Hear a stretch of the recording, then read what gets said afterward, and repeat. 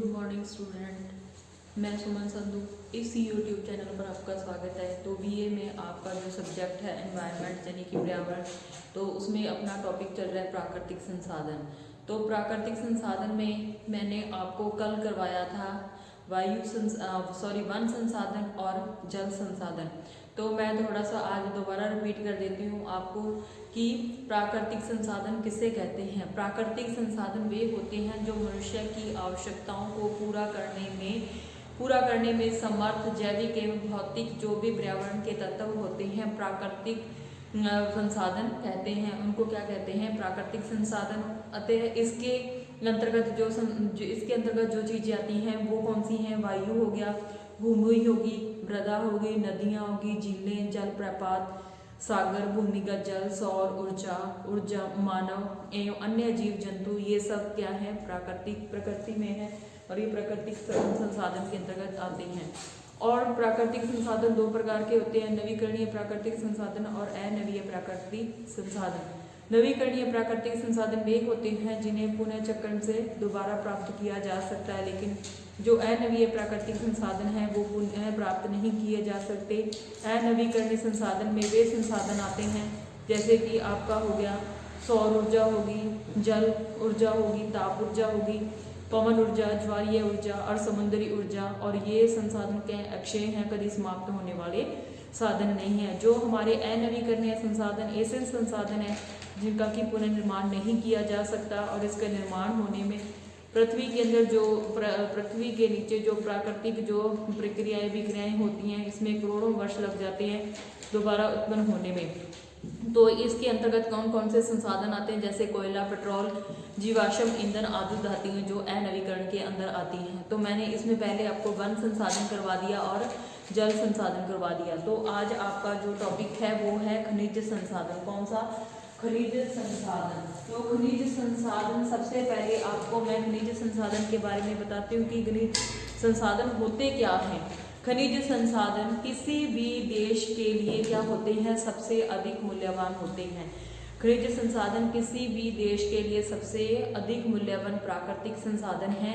ये किसी न किसी रूप में मनुष्य के काम आते हैं। जो ये संसाधन है वो किसी न किसी रूप में मनुष्य के क्या काम आते हैं।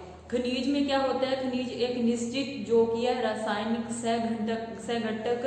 सहघटन युक्त पदार्थ है, जो कि सहघटन जो एक निश्चित रासायनिक सहघटन युक्त पदार्थ है जिसका निर्माण कहाँ होता है? भूगर्भ यानी भूमि के नीचे भूगर्भ में उपस्थित जैविक एवं अजैविक पदार्थों के आपस में रासायनिक जो उनके अंदर क्रियाएं होती है, रासायनिक क्रियाएं के करने से होते हैं। और जो ये खनिज होते हैं, खनिज ठोस व द्रव दोनों रूप में पाए जाते हैं, दोनों अवस्थाओं में पाए जाते हैं। जो ये अपने खनिज संसाधन हैं वो कैसे? दो रूप में पाए जाते हैं, ठोस भी और द्रव भी। अब जो आपके खनिज संसाधन है उनके प्रकार। खनिज संसाधन कितने प्रकार के हैं? खनिज संसाधन 3 प्रकार के हैं। कौन कौन से? खनिज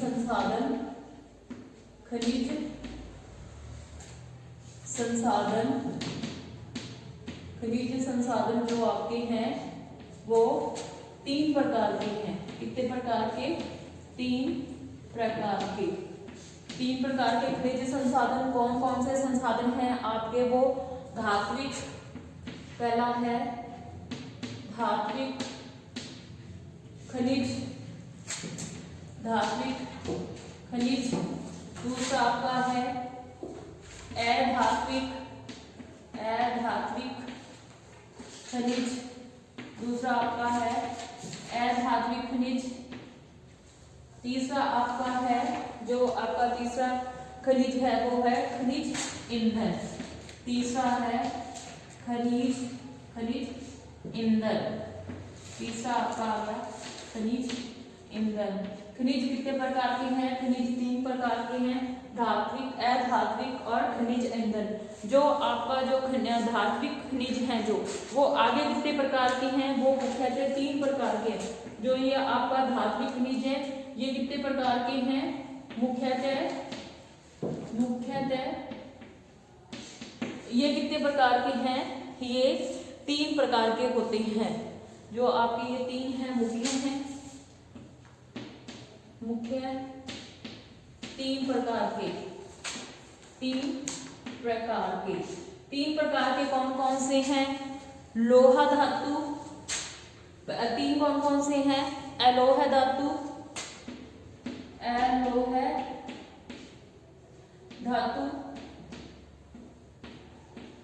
एक नंबर अलोह धातु, दूसरा लोह धातु, और तीसरा है आपका बहुमूल्य, बहुमूल्य, बहुमूल्य धातु। तीसरा कौन सा आपका है? बहुमूल्य धातु। ये तीन प्रकार के होते हैं। कौन कौन से? अलोह धातु, लोह धातु और बहुमूल्य धातु। ये किसके अंतर्गत आते हैं? ये धात्विक खनिज के अंतर्गत आते हैं। देखो अलोह धातु में जैसे नंबर 1 हो गया आपका अलोह धातु, तो इसमें इसके अंदर कौन कौन से आते हैं? इसके अंदर देखो जैसे आपका हो गया तांबा, तांबा, सीसा, तांबा, सीसा, तांबा, सीसा, जस्ता, तांबा, सीसा, जस्ता, एल्यूमिनियम, एल्यूमिनियम, तांबा, सीसा, जस्ता, एल्यूमिनियम, मैग्नीशियम, टाइनियम और एंटीमनी, रांगा या टिन, ये डोलोमाइट, जिप्सम, फ्लोराइड आदि ये सारे कौन से हैं? अलोह धात्विक खनिज हैं। और इस प्रकार के जो आपके खनिज हैं, इस प्रकार के खनिजों में तांबा हो गया, सीसा, जस्ता राजस्थान में बहुतायत मात्रा में पाए जाते हैं। कौन कौन से? तांबा, सीसा और ये जस्ता, ये तीनों राजस्थान में बहुत अधिक मात्रा में पाए जाते हैं। ये तीनों खनिज तांबा, सीसा और जस्ता। इसके बाद जो ये तीनों है राजस्थान बहुत में, और ये बहुमूल्य धातुएं हैं, वे इनके उद्योगों में इनकी बहुतायत क्या होती है? बहुत ज्यादा इनका उपयोग हो रहा है। उसके बाद आपका अलोह धातु के बाद दूसरा नंबर आ जाता है आपका लोह धातु। तो लोह धातु के अंतर्गत कौन कौन से आते हैं? लोह धातु के अंतर्गत आपके आते हैं जैसे कि आपका हो गया ये भूगर्भ में, यानी कि अपनी भूमि के नीचे जो भूगर्भ में उपस्थित लोह तथा लोह मिश्र, लोहा तथा लोहा मिश्र धातुओं के भंडारों में इसको क्या करता है? भंडारों को अलग अलग वर्गों में रखा गया है। और लोह जो निम्न अयस्कों से, लोहा कहाँ से? निम्न अयस्कों से प्राप्त होता है। और इसमें देखो जो आपका लोह है इसको प्राकृतिक लोह है, और इसके प्राकृतिक लोह में देखो पाइराइट, प्राकृतिक में इसका पाइराइट, लोह धातु में पेराइट, हेमेटाइट,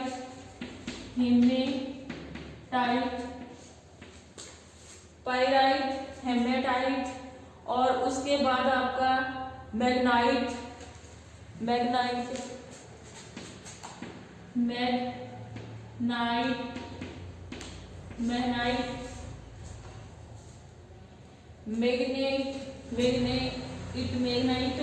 उसके बाद इसके अंतर्गत आता है कि जो लोहा मिक्सचर में टंगस्टन, बेलोडिन, निकल, कोबाल्ट आदि, निकल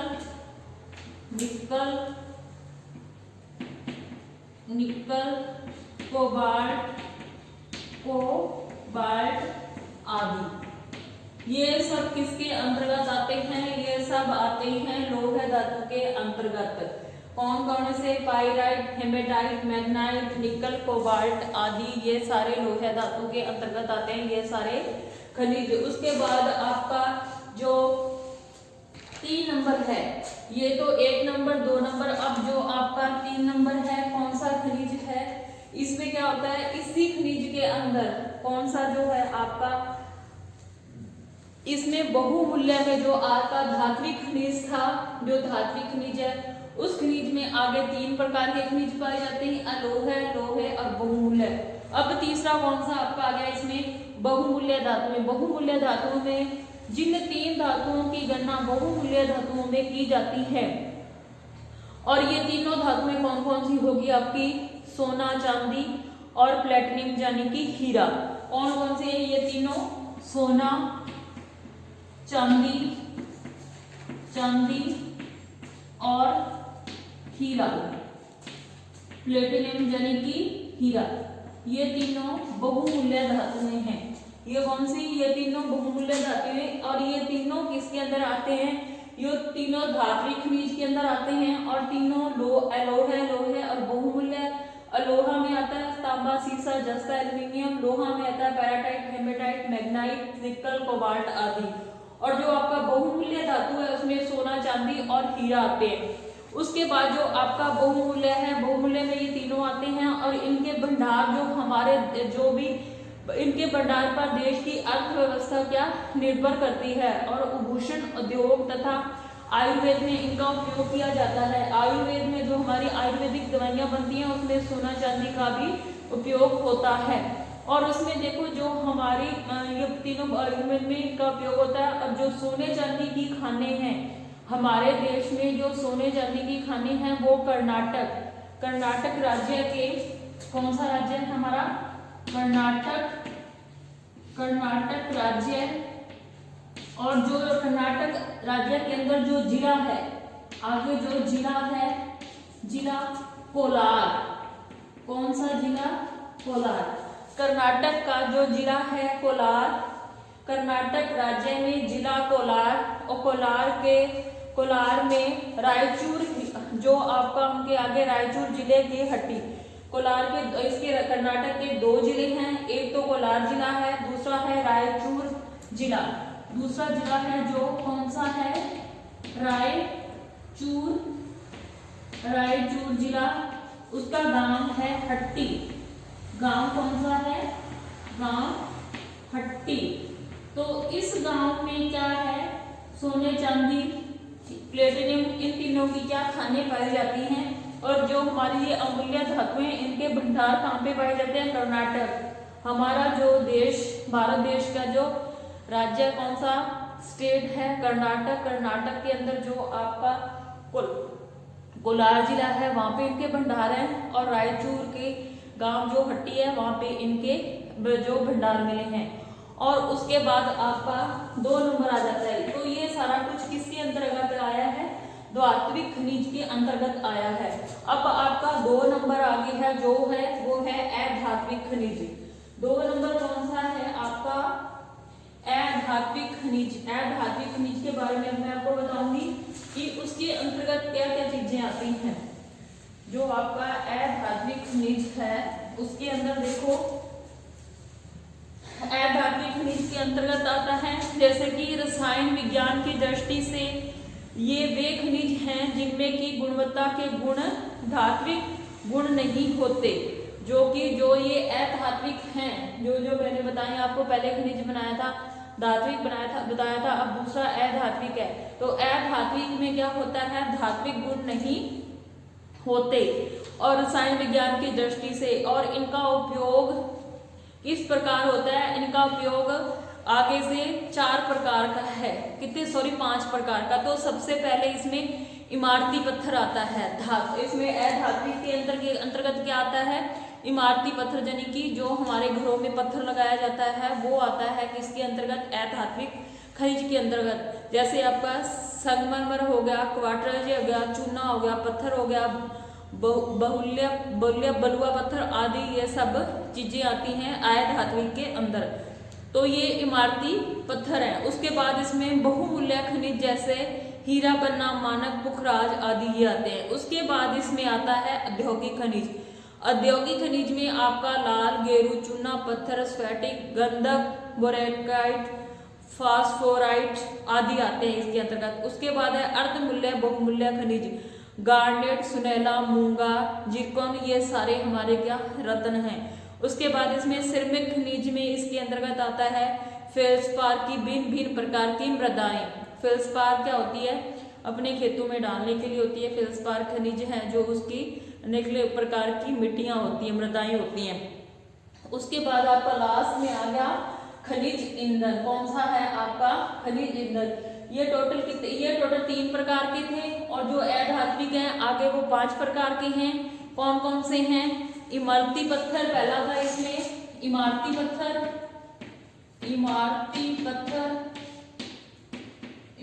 पत्थर के बाद 2 नंबर इसमें था आपका बहुमूल्य खनिज।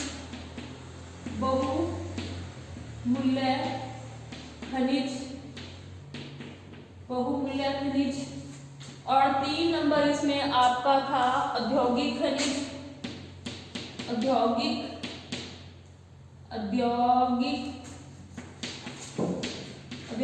खनिज।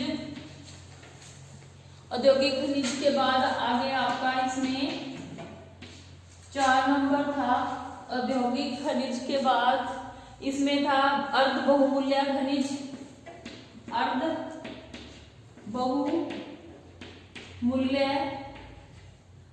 बहुमूल्य खनिज। और 5 नंबर था इसमें आपका 5 नंबर अर्ध बहुमूल्य के बाद सिर्मिक खनिज, सिर्मिक खनिज। तो ये आपका सारा किसके अंतर्गत आया है? अधात्विक के अंतर्गत आया। सीमार्थी पत्थर, बहुमूल्य खनिज, औद्योगिक खनिज और अर्ध बहुमूल्य और सिर्मिक। तो ये पांचों किसमें आए हैं? अधात्विक खनिज में। अब आपके जो ये आगे बढ़ा है तीसरा पॉइंट खनिज ईंधन। तो खनिज ईंधन में देखो क्या क्या आएगा आपका।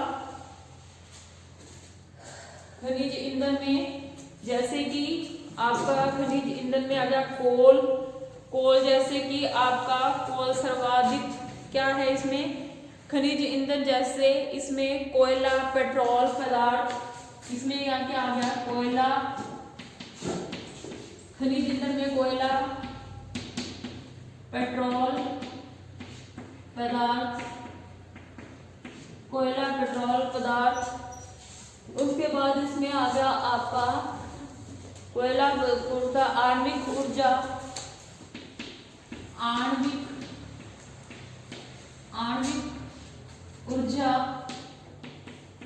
खनिज ईंधन अंतर्गत आता है कोयला, पेट्रोल पदार्थ, आणविक ऊर्जा ऐसे खनिज संसाधन है जो किसी देश को क्या करते हैं? संपन्नता के माप की अर्थव्यवस्था के निर्धारक हैं। उसके बाद है जो आपका कोल, सर्वाधिक उपलब्ध ईंधन है कोल, जिसे घरेलू ईंधन से लेकर बड़े बड़े उद्योगों, विद्युत संयंत्रों में क्या किया जाता है? ईंधन के रूप में काम में लिया जाता है। किसको? कोल को।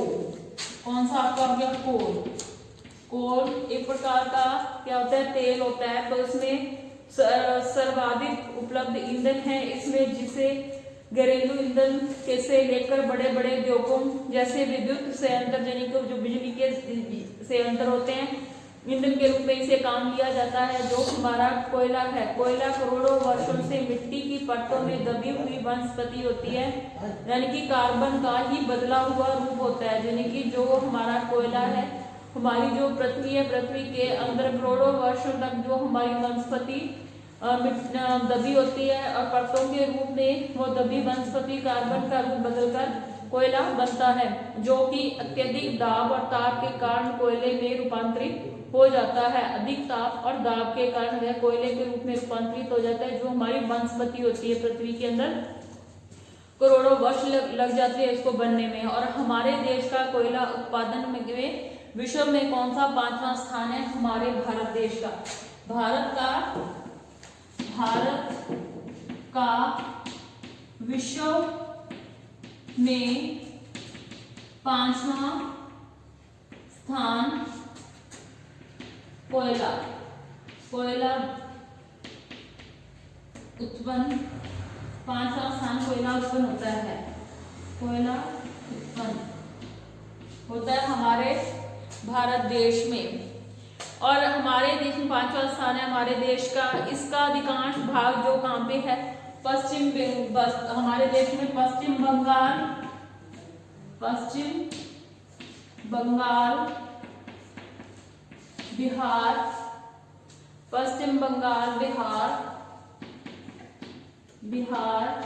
व उड़ीसा।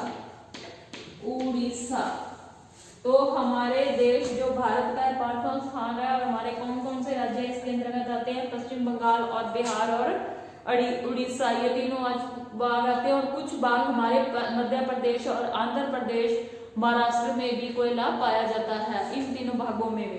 उसके बाद जो हमारे खनिज तेल हैं, खनिज तेल के अंतर्गत जैसे आपका जो में खनिज ईंधन है, तो जो मैंने आज आपको टॉपिक करवाया था वो करवाए थे खनिज संसाधन। तो मैंने इसमें आपको 3 बताए थे। खनिज संसाधन 3 प्रकार के होते हैं, धात्विक और अधात्विक और खनिज।